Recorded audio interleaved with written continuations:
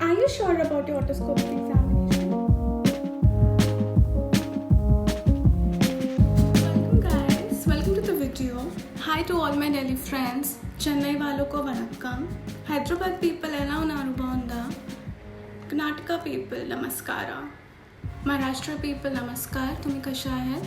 आणि RC Kolkata people केमन आहात भालो? And to all my seniors out there, if they're watching this right now, much regards to you. That is how our field is. Speech engineering is a very small field but spread all over the country, and I think that's what it shows, the diversity and the unity at the same time. So let me just give a brief introduction about myself. My name is Archana Gupta. I'm from Delhi. I did my bachelor's from AYJ NRC and master's from AYJ Sikandrabad. Presently I'm working in Delhi only. So me coming up with this video is something very random, to be very honest, but at the same time I want it to be very informative as well. Do you remember the time when we used to be going for the exams or preparing for vivas, and just before the exam or the viva we used to just run to our seniors and ask, ma'am, sir, can you please explain this topic in just summary, in just the outline manner? And they used to explain to us everything in very gist. I'm pretty much sure we all have been there, either being that senior who's helping the junior or being that junior who's asking for help from the senior. So the main idea behind these videos which I'm gonna make is that only. Some random, some informative topics of audiology and speech language pathology which we just skip unintentionally, but they are very important. And a lot of us we might be lacking that kind of expertise in performing that thing, or we must not be sure, and it's totally fine. We all need not be very much perfect with the things that we do, but what I believe is learning is a process and it shouldn't be stopped at any point of time. And through these videos I'm going to just explain some random topics in just for you people out there. So the topic for today's video is otoscopic examination. So let's just begin. The otoscope was first described back in the mid-1300s by Guy de Chauliac in France. It was used for examining the nasal and oral passages back then. The design changed in 1838 when Ignace Gruber invented a funnel-shaped speculum. The otoscope gets its name from the ancient Greek word for ear, that is aus, and the verb to see, that is scopio. Firstly, we'll sanitize the otoscope, explain the procedure and obtain the patient consent. Then we'll ask brief information about the history of ear pain, ear discharge, ear fullness, and about the better hearing ear.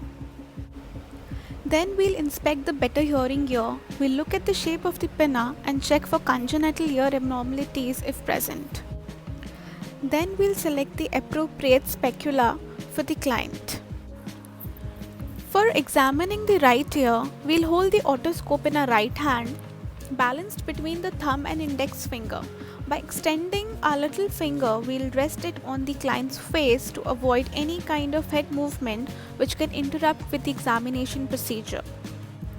Also, we should always perform otoscopic examination by sitting at the ear level of the client and not standing.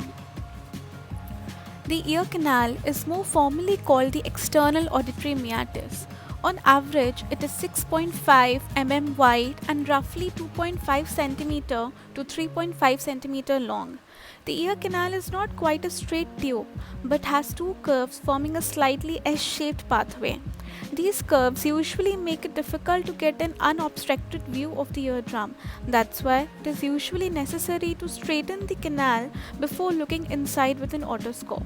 The ear canal is straightened by gently pulling up and back on the pinna for adults, and for children downward and backward to get a better view of the TM. Once we are able to see the clear view of the tympanic membrane, we have to inspect for the presence of the earwax, ear discharge, and other pathologies. We have to identify the normal landmarks on the TM. This is an image of a normal tympanic membrane. Now, let's have a look at some pathological conditions. These are the images of congenital oral anomalies due to defect of the first pharyngeal arc. Here we can see acute and chronic external otitis media. This is an image of tympanic membrane perforation.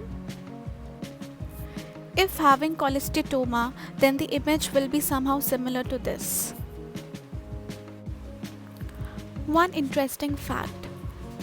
Do you know, by asking the patient to smile, we can look for facial weakness, which is one of the 5 cardinal symptoms for ear disease.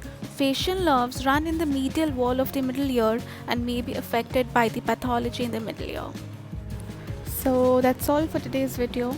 I hope you liked it. Please like, share and subscribe the channel. You can also follow me on my Instagram account, that is Brush Up Your Basics with ASLP. If you have any suggestions or topic that you want me to make videos about, you can just DM me over there. Thank you so much.